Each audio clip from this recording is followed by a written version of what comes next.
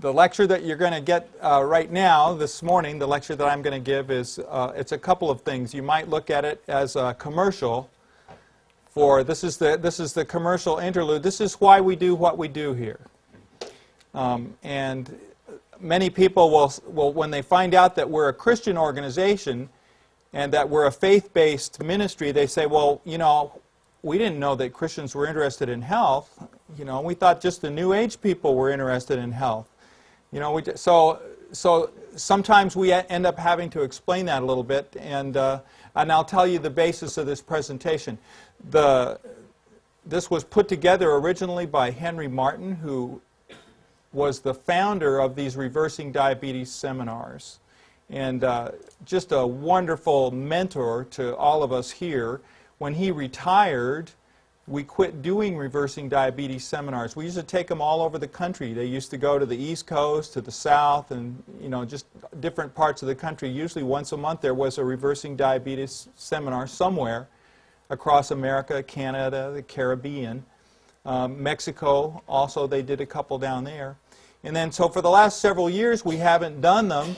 And you are the very first group of the new reversing diabetes seminars. We're trying to get them up and running again. We have seen the value in them. As I'm answering the phones every day, there's not a day goes by that I don't hear from someone across the country saying, well, when are you coming back to Wheaton, Illinois? You know, when are you coming back to South Carolina? And I have to tell them, well, we really don't have any plans right now to travel to your part of the country. But what we're doing is we're trying to get that initiated again. We're trying to get that up and running again so that we can travel across the country and take this information to people that, for one thing, it's very difficult for somebody to come all the way out here for 3 days, you know, to California, especially if they live in Chicago or Texas or Florida. So that's the idea. And this presentation was developed by the gentleman that started Reversing Diabetes Seminars. I'm going to say it's very close to 20 years ago when we started doing these. Well, maybe closer to 15 years ago when we started doing these.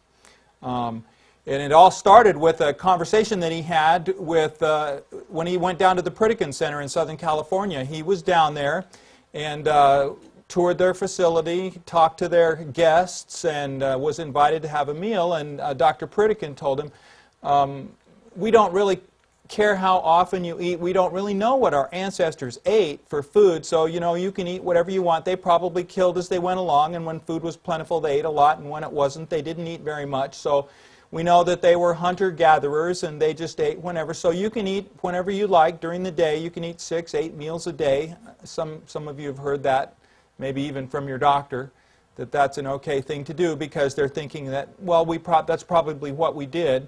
As they thought of the, as people are thinking in terms of the evolutionary process and that, you know, hunter-gatherers eat whenever they can. Well, Henry asked Dr. Pritikin, have you ever looked at the ancient literature? Have you ever wondered maybe, you know, what's written down about what people ate? And he said, well, we really can't go back very far in the ancient literature. We don't know very much about what people ate.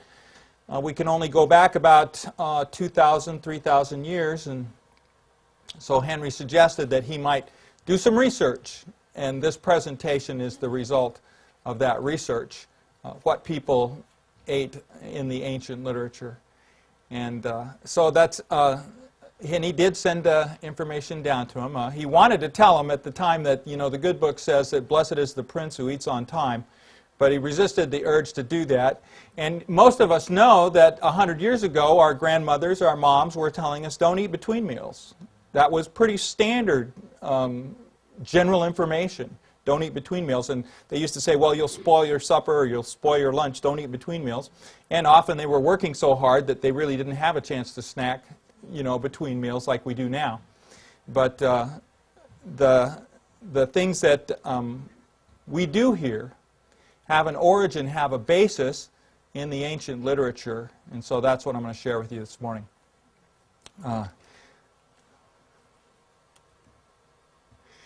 When we look at the Bible, one of the first things we think about in terms of stories about what people ate or didn't eat comes to us from the book of Daniel. I don't know how many of you are familiar with the Bible, how many of you, and so this information, we're just looking at it in terms of the Bible's about a 4,000-year-old book, depending, from the origin of it and so forth. And so we're just going to look at it and present the stories. If you think of them as just quaint and interesting historical accounts, that's all right. We look at them a little bit differently here, but we'll just go through the stories and you can judge for yourself, how you feel about these stories. But anyway, in the court of Babylon, true story, Nebuchadnezzar, and this is in the historical record as well as in the biblical record, but Nebuchadnezzar took some Jewish captives to the court of Babylon, and Daniel and his three friends, Shadrach, Meshach, and Abednego, were among that group. And about 2,600 years ago, in the first chapter of Daniel, it tells the story that he resolved that he wasn't going to eat the rich foods that the king offered. Now, Nebuchadnezzar had a training program. He was trying to get the young captives suitably trained for government service. And so he had a training table, probably not real different than maybe the NFL, something you might find on the NFL training table, Lots of rich foods, lots of carbs, lots of calories, lots of protein for muscle development. And so Nebuchadnezzar had this kind of food that was available to the people. Daniel had a different idea. He said, why don't you just give us a very simple diet, water to drink and vegetables to eat? What was the result of these Hebrews avoiding the king's rich diet? Some of you who might remember the story from your childhood. Well, at the end of 10 days, they looked healthier and better, nourished than any of the other candidates from all the other countries that Nebuchadnezzar had brought into his palace to train for government service. I know that many of the Babylonians were skeptical, and you may have some friends that are skeptical that this is a good way to eat as well. If you have come from the state of Texas, you'll find that most people down there don't think that you can survive without meat, and a lot of it. When we lived down in Texas, the newspaper where we lived they wanted to do an article about vegetarians, and through a food co-op, they finally found my wife, and they did like a 3 or 4 page spread on vegetarians. And they told her after they did the article, they said, we've been looking for 5 years for a vegetarian. We had heard of them. We knew that there were out there, that there were some vegetarians out there. We just hadn't been able to find one so that we could do an article about them.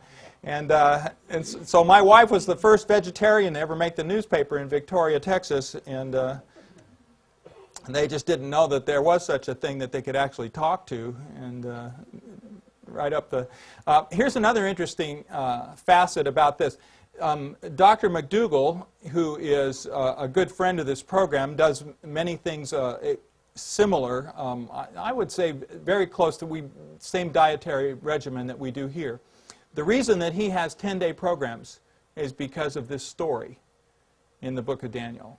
He does 10-day programs because he says that's enough to tell a difference. You'll know enough in 10 days to be able to tell the difference, just like in this story. So the McDougall program up in Santa Rosa, he does 10-day programs based on this story in the book of Daniel. Now, here's an interesting question. When Daniel was brought into the courts of Babylon and decided what he was going to eat, that he was just going to eat vegetables and drink water, where did he get that idea? Because, that's not the kosher diet of his heritage, because it was all right for the Jewish people to eat meats and so forth, because they were eating kosher and had been eating kosher. Well, when you look at it, when you go back a little further, what was the original diet that was designed for man? If you look in the book of Genesis, it says every plant yielding seed and fruit with a seed in it. So fruits, grains, and nuts. That was the original diet that is mentioned in the ancient literature that Adam and Eve ate in the Garden of Eden. Food for the animals was every green herb or plant of the earth. So every animal, there were no carnivorous animals in the Garden of Eden. They weren't gnawing and chewing and hacking and hunting in the Garden of Eden. They were eating straw and grass and vegetables. God completed his week of creation. He rested on the seventh day from all the work which he had done, and he looked at it and he said, "It's very good." It's very good. I like what I've done. Now, how much freedom was man given? To choose the food that he wants to eat. Well, you know, he was given the same amount of freedom that you and I have right now. You can choose to eat whatever you want. That's one of the principles of God's kingdom, is freedom of choice. It's so important that he risked everything to give us that freedom to choose what we want to do.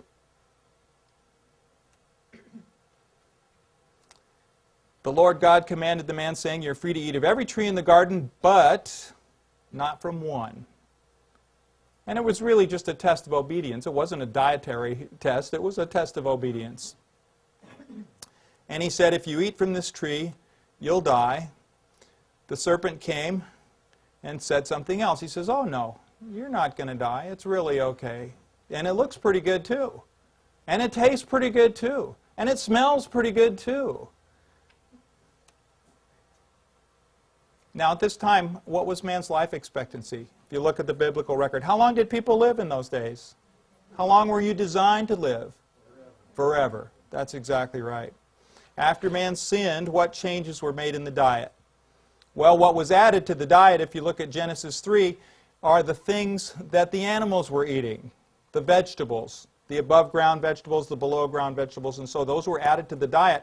One of the things that we find out about the vegetable kingdom is that there's a lot of healing properties, a lot of phytochemicals, and they call them actually kind of medicine foods. And so after sin, those are the things that we needed, you know, to keep us strong.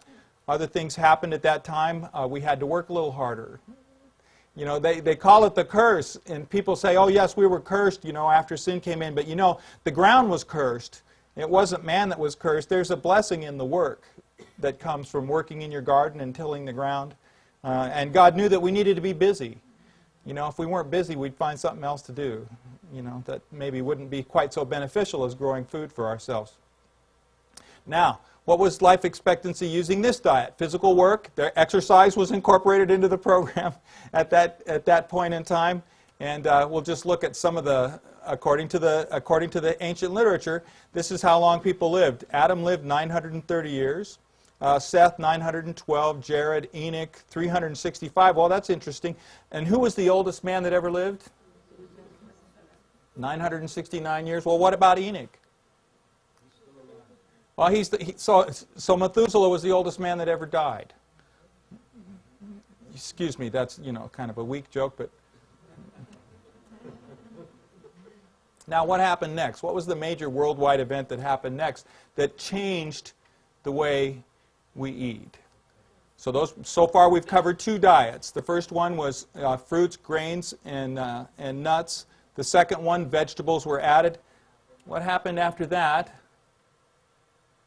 was the flood. God chose to shorten man's lifespan. He brought the flood. And then what happened after the flood? Now, most of us remember the stories either in coloring books or cartoons. Noah's Ark is a pretty popular story. Sunday school, Sabbath school, wherever you saw it, we're introduced to it first.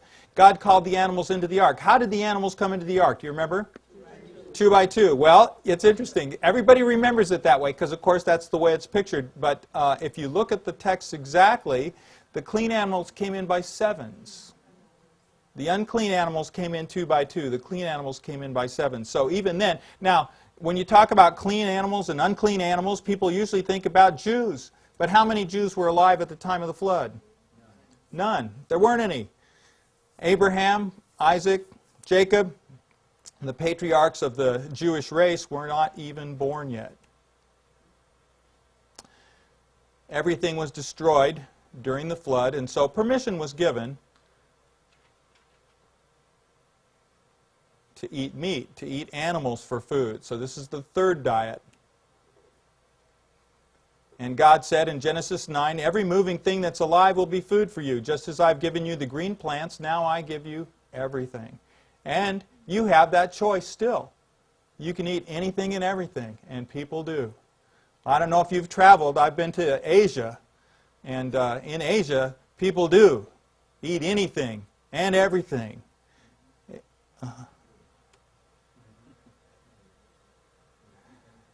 Now, what happened to the life expectancy after animals were added to the diet? Well, let's take a look.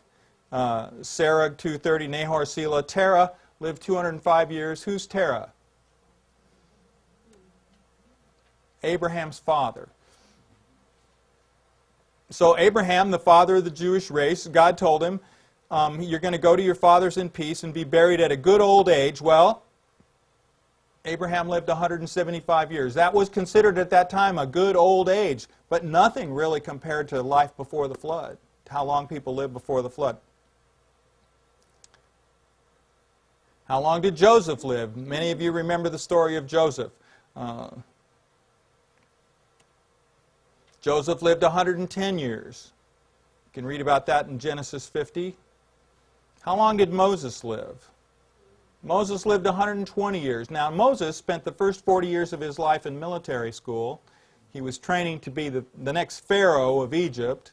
The second 40 years of his life, he spent unlearning all the things he'd learned at West Point and herding sheep. I don't have anybody here ever worked with sheep? Has anyone here ever worked with sheep? My goodness. It reminded me of that text, all we like sheep have gone astray. I've worked with sheep. I don't recommend it. You know, if you want to keep your sanity and your patience, very difficult working with sheep. If one runs off a cliff, they'll all run off a cliff. It's just, it's amazing. They need shepherds. Sheep need shepherds, I can tell you that. The other nice thing about Moses' life is that he was still strong when he died. You know, he still had clear vision, clear hearing, a clear mind. Those are the things that we'd like to take with us, you know, into our later years. Now, what did God do to limit the disease that comes with the meat diet? What does God have to say about cholesterol? This has been presented. I presented this once before myself, and I heard from the audience, well, I didn't know the Bible said anything about cholesterol. Well, the Bible does have some things to say about cholesterol. The first thing is in Genesis 9 that you read, and that is you must not eat meat with the blood in it. How do you measure your cholesterol? Where do you measure your cholesterol? Well, you get a blood test. Exactly right. There's cholesterol in your blood. Your liver releases cholesterol into your blood. God is protecting us from cholesterol by telling us, you know, you need to eat meat without the blood if you're going to eat it. And, you know, that's what the kosher process means. That's what the Jewish meat, the people that are still strong in their ethnic traditions, eat kosher meat. And so that's the meat is drained of all the blood in a certain way. And, of course, you know, it doesn't taste very good, so they spice it up. You know, they blend it up and spice it up and make kosher hot dogs and so forth. And those are things. But it takes a lot of spice and a lot of seasoning to make that meat taste good once you've gotten rid of the blood and the fat. Here's another one from Leviticus 7. The rule that God gave the Hebrews, you know, when they were moving from Egypt, you know, to the land of Canaan was there was to be no fat on the meat that they ate. I don't know if any of you have what is the way? How do they grade meat? For example, when you're grading beef, what is one of the indicators that they look at to? Yeah. If you've been to Japan, you know that Japan is famous for their Kobe beef, and it can go anywhere from $15 a pound to $75 a pound for Kobe beef. But the more expensive cuts of Kobe beef are the ones that have the fat marbled in there, you know, so beautifully, and that's what makes it expensive. That's what they consider makes it expensive, but that's actually what makes it taste good. That's the flavoring in the beef, in the animal products, is really the fat. That's the flavoring in the French fries. It's the fat. If you take a bunch of potatoes, you know, and slice them up and then just eat them, you know, unless before you fry them, they don't taste the same. But then after you fry them, whoa, you got something there. It's the same thing with the animals. So God, even in the meat diet, is protecting us from the fat. He says, no blood, no fat. You know, when Dr. McDougall heard this presentation for the first time, he said, you know, maybe there's more cholesterol in the blood than we really think about, you know, as we're eating meat. We don't really think about it very much because, you know, we trim the fat. We want lean cuts of beef now. particularly if you're on the coast. They don't care so much about it in Texas. But, particularly when you're thinking about meats now, everybody wants it lean. Everybody is trying to be a little bit more healthy than they used to be. And so those are the things that we talk about. Now, this is an interesting story. When was the next time that the diet was changed? We've got 3 diets so far. Here's the 4th one. When the Israelites were traveling across the desert, they found that it wasn't very long before they ran out of things to eat. And then what happened? God delivered manna. This is a very interesting little story. The description of it you can find in Exodus 16. The manna was white like a coriander seed, tasted like wafers made with honey, and it was perfect. Matter of fact, the book of Psalms calls it angel's food. Angel's food, perfect nutrition. Now, do you remember how the manna was delivered? Fell like the dew. It was there every morning. Well, was it there every morning? 6 days a week. 6 days a week it was there. And they harvested it, and it rained down 6 days a week, and on the 7th day it wasn't there. So on Friday they were to take a double portion so that they would have enough to eat on the 7th day. How did people respond to this diet? They said, "Oh, thank you for giving us this angel's food to eat every day." Is that how they responded to it? Not really.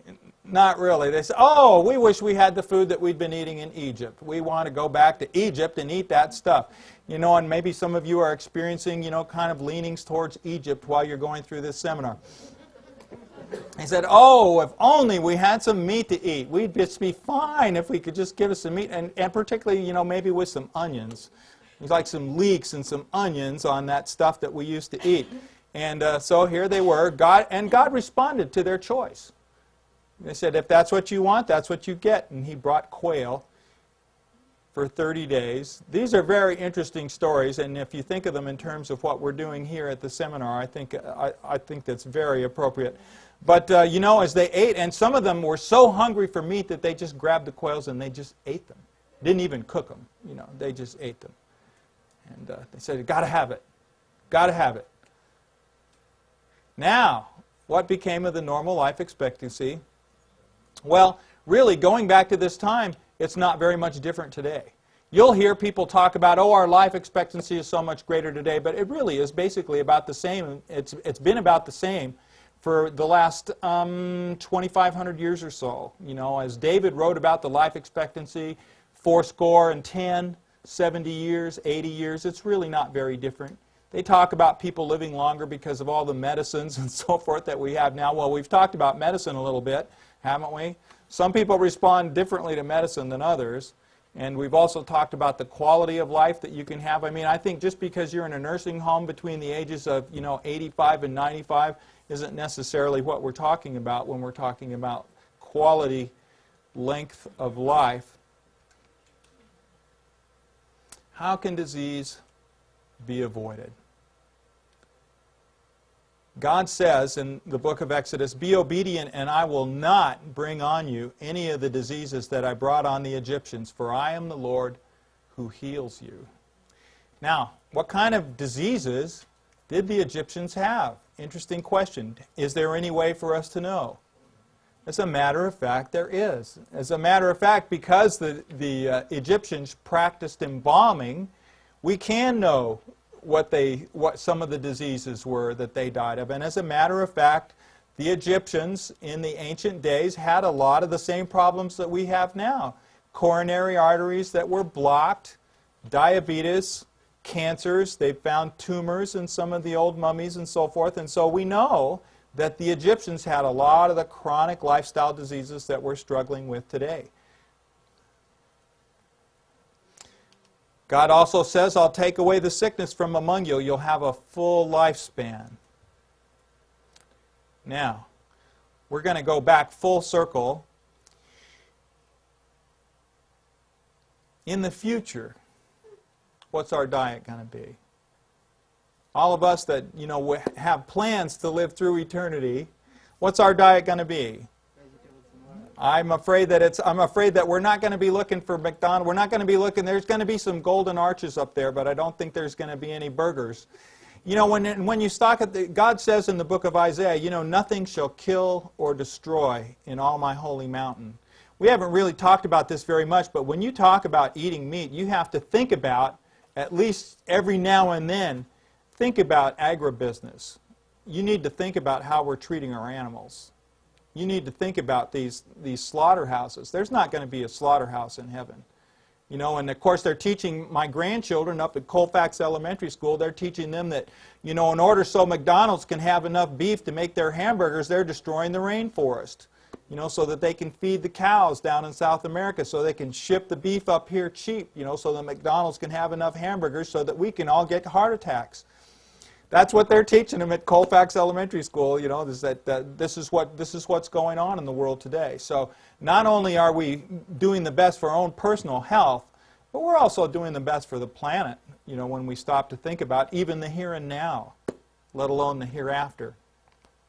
But this is what the Bible says about the earth made new. Plant vineyards and eat the fruit, harvest and eat our own grain. The tree of life is going to have 12 different kinds of fruit on it.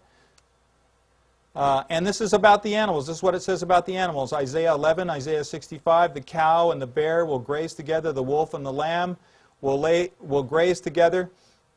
A little child shall lead them. The lion is going to eat straw like an ox. I want to see that. Look at these kids playing with the lion. Haven't you ever wanted to do that? I mean, of course, the children's literature, even now, is full of, you know, wild beasts that are tame and available, you know, for children to play with. I had that fantasy when I was little. Maybe you did too. No more death. Amen. The Bible tells us that the last enemy to be destroyed will be death. No more death. Revelation tells us no more tears. No more crying. All the former things will be taken away. In the kingdom of heaven, it appears that the redeemed will again enjoy the original diet that God gave us in the Garden of Eden. And then what will happen with our life expectancy? It'll be forever. And that's what we're looking for. We're looking for a quality of life in the here and now, and we're looking for the ability to share, to be sharp, to be mentally sharp. You know, the things that we talk about, I mean, people talk about clogging their arteries and just in terms of maybe preventing heart attacks, but you know, everything works better when your circulation works better.